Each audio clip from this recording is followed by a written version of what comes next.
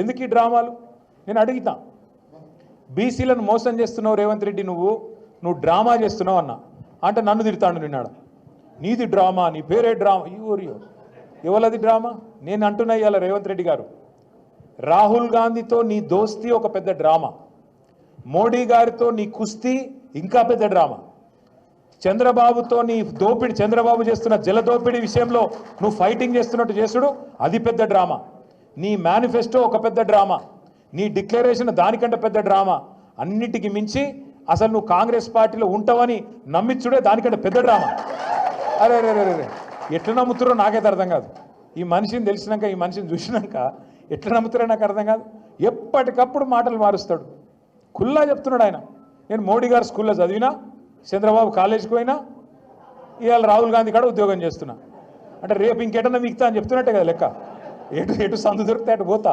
ఒక సిద్ధాంతం